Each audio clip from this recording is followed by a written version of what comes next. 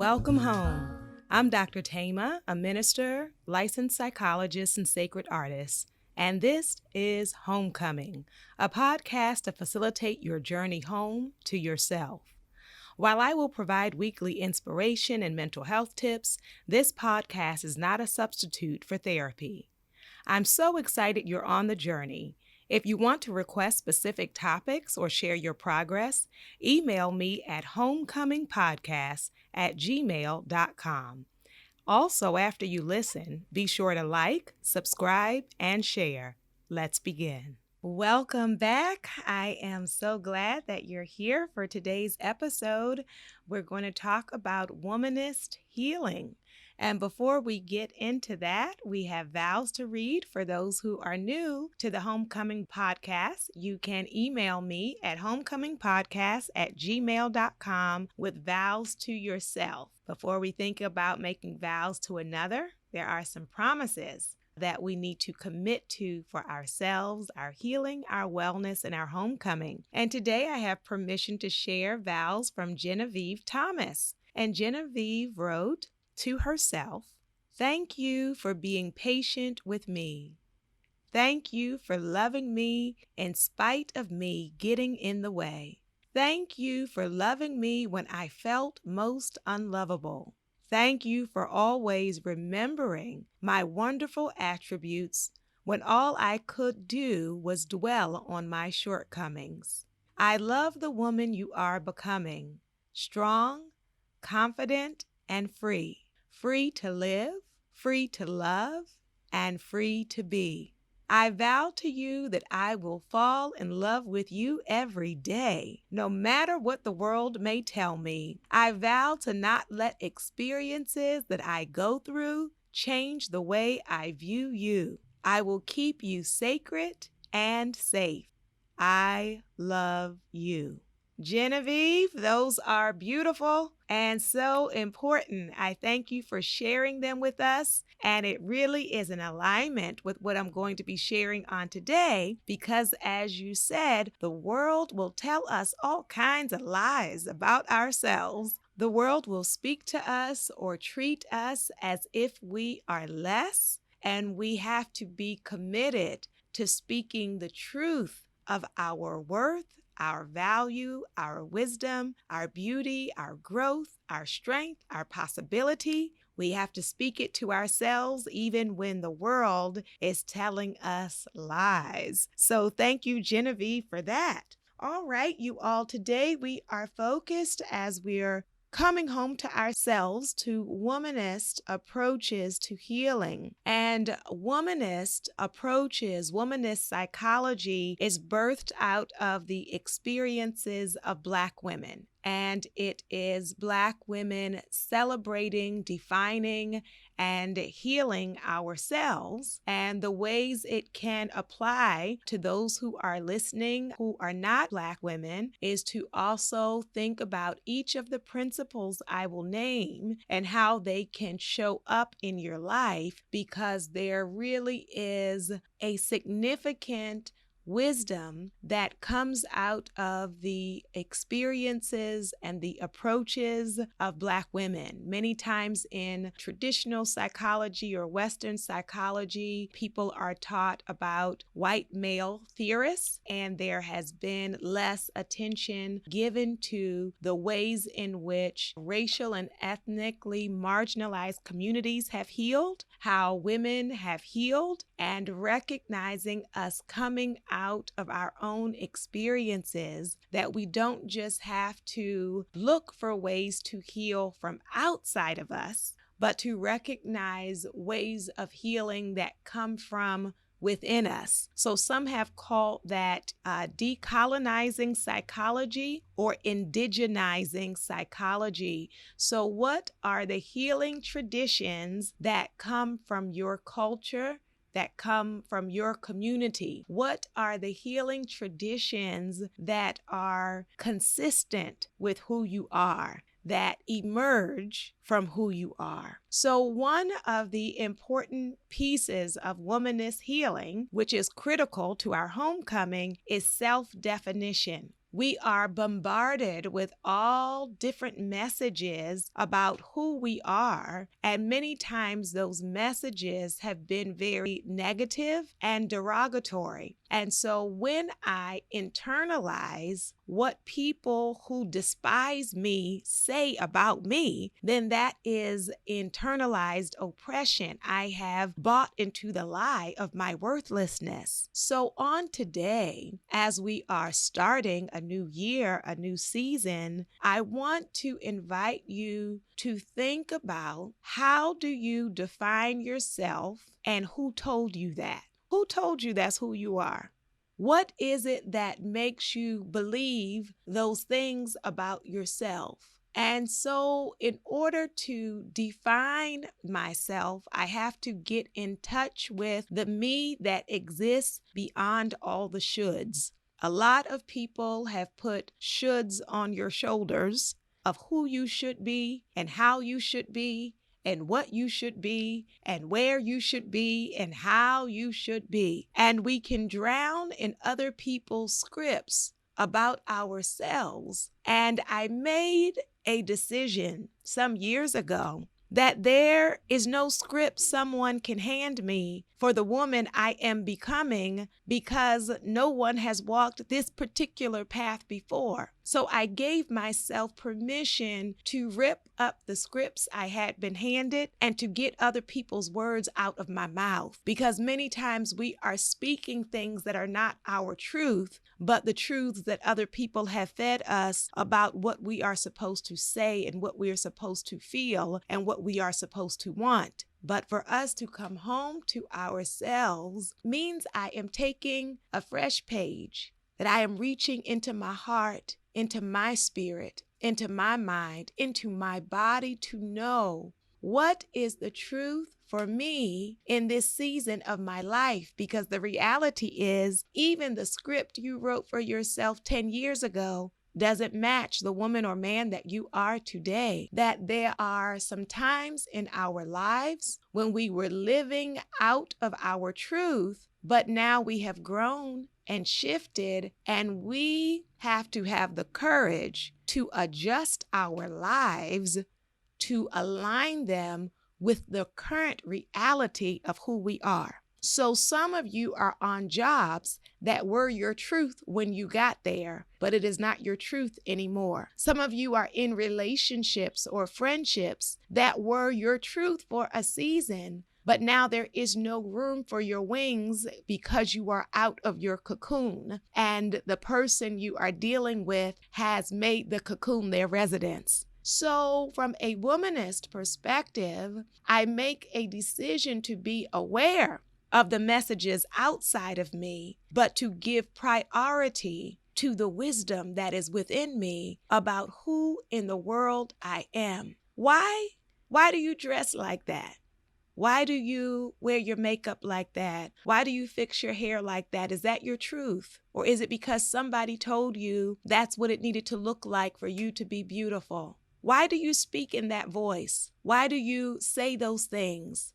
Is it your truth? Or is it because you are so hungry to be accepted that you have become a caricature of yourself? I am excited about the freedom that comes with self-definition when we get to the place where we are unwilling to be inauthentic to ourselves.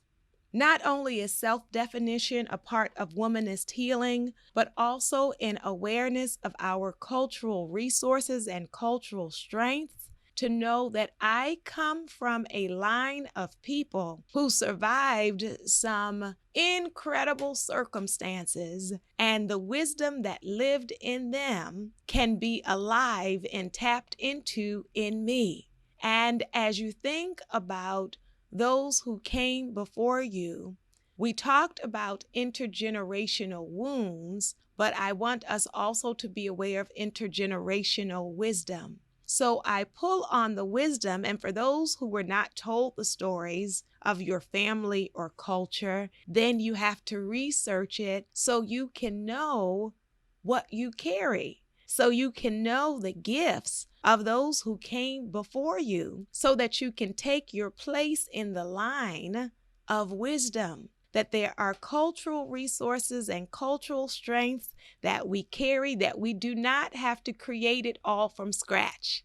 And we pull those stories out of the hidden places. Many families have kept secrets and shame and silence around their stories, but I want you to know that you can bring them into the light of day for yourself. So there is freedom that comes from truth-telling, that comes from our stories, even the stories that we feel did not end well. There is something to be gained from those parables. There is something to be gained from understanding those pits. There is something to be gained by looking clearly at my roots without shame. I want you to know there can be no homecoming for those who are ashamed of their roots.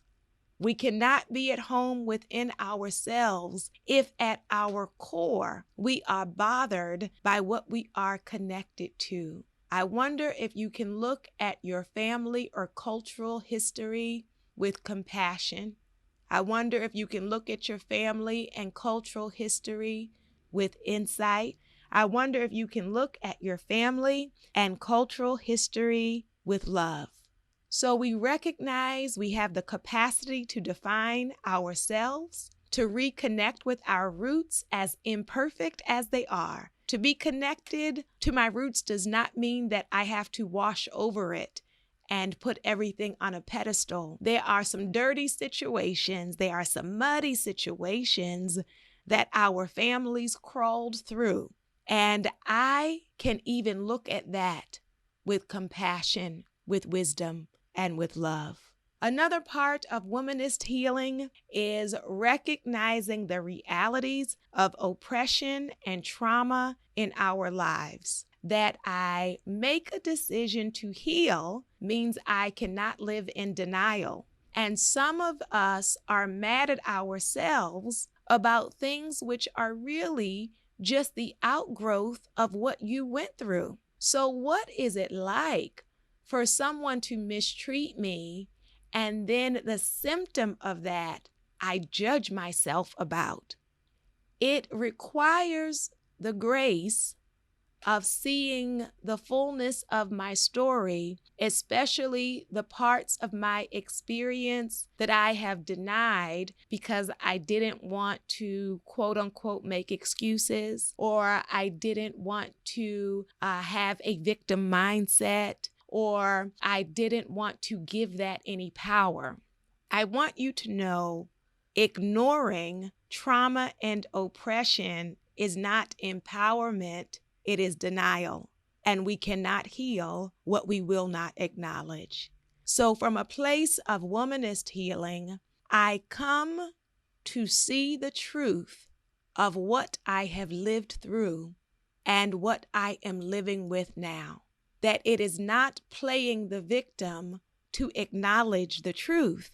It is confronting those places so that I can heal and grow and eventually thrive. But I cannot do any of those with my eyes closed. Can you dare? Can you dare to tell yourself the truth today about what you lived through without minimizing it, without dismissing it? Can you tell yourself the truth today about what was done to you? Can you name it on today? What are you a survivor of? Are you a survivor of physical child abuse, a survivor of molestation, a survivor of intimate partner violence, a survivor of racism, a survivor of classism and poverty? What have you survived?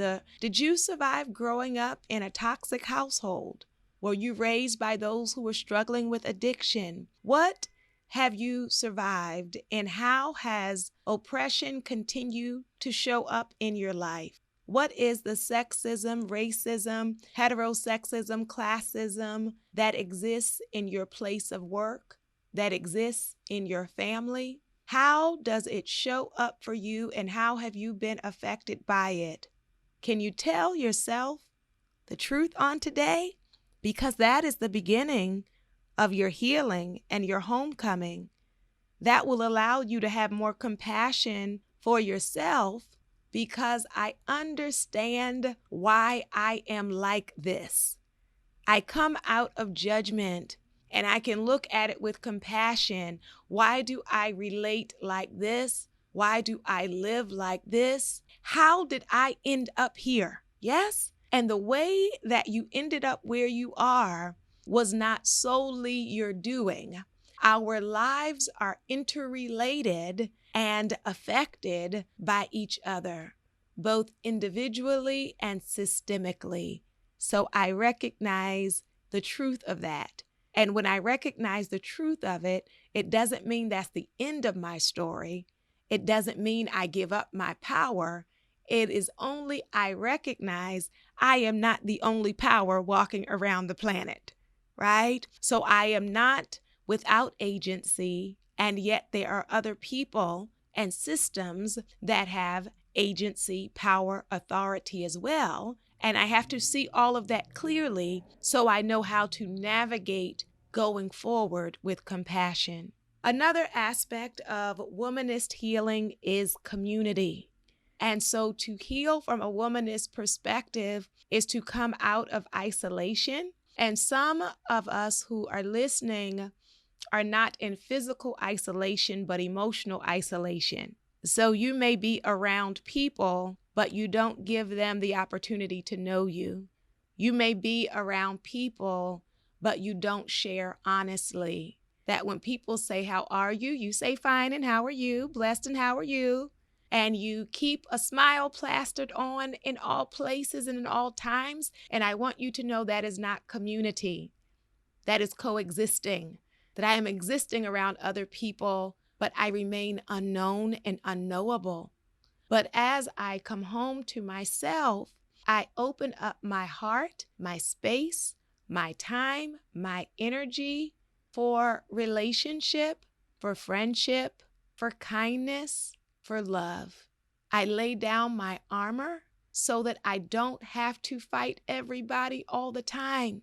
That is what it means to heal from a womanist perspective, is I learn how to live in community with others, in relationships that are not false, and in relationships that are not one-sided, where there is mutuality, where there is reciprocity, where there is care, and where I am known and where I know the other.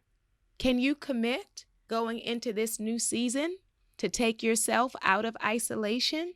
Can you commit in this season to cultivating and creating some real relationships where there can be trust and transparency?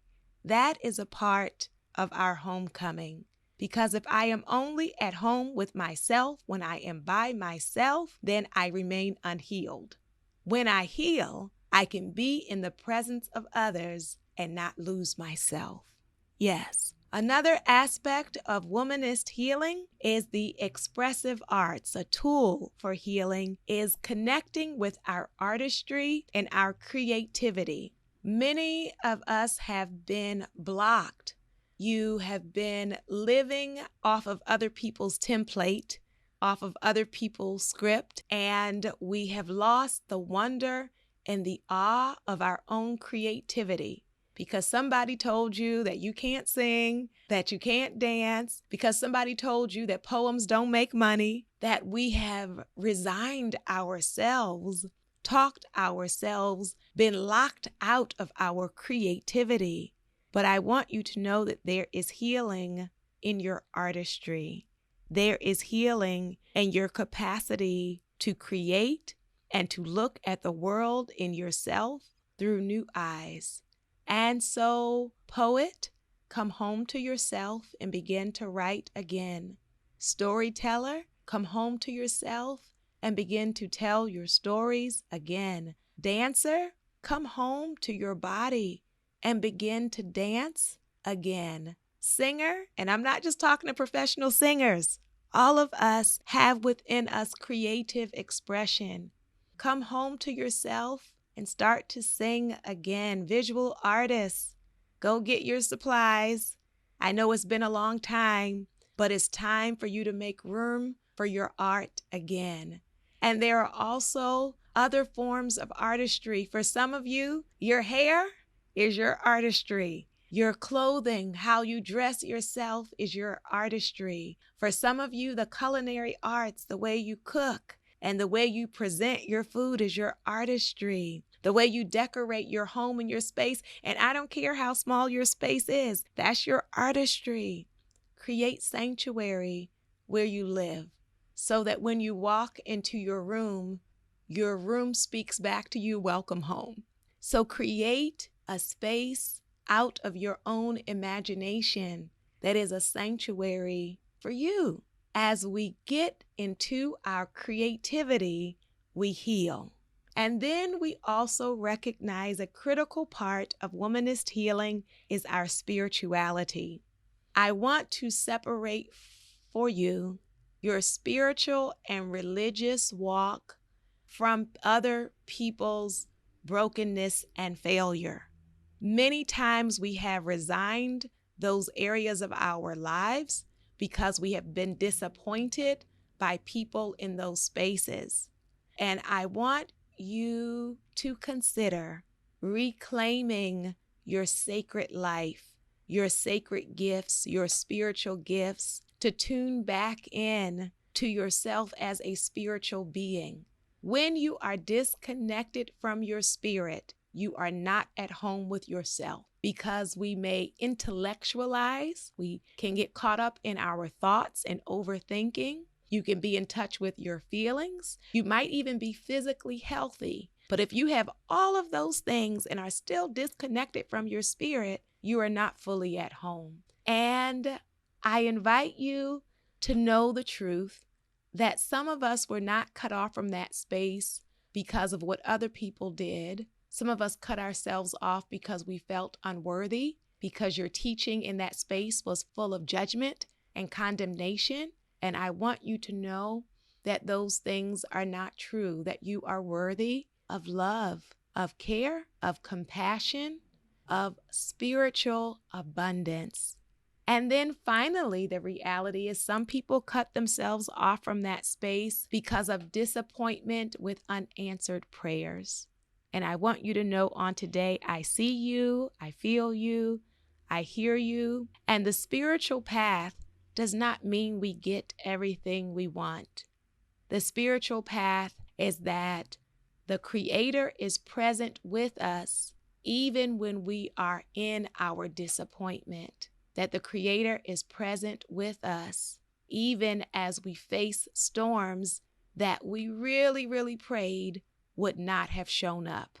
But here we are. So I want you to know, in the fire with you, in the storm with you, in the challenge, the struggle, the shame, even in the tears with you, that Spirit, Holy Spirit, is present and you are not by yourself. Finally, womanist healing incorporates resistance, activism, voice. That means you have the capacity to not only heal yourself, but to begin to heal our environment, our families, our communities, our nations, our world.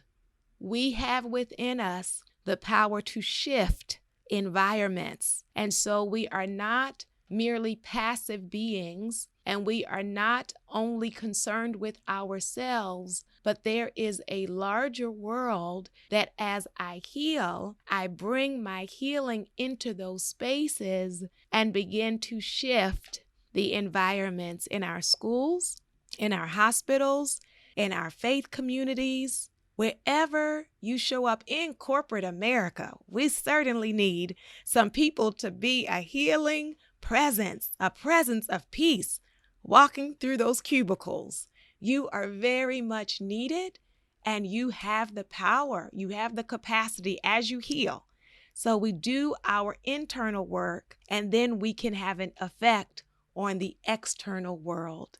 I am so excited about your healing. I'm excited about this season of your life and my life. And as scripture says, it does not yet appear what we shall be. I invite your soul to tell your heart, mind, body, and spirit, welcome home.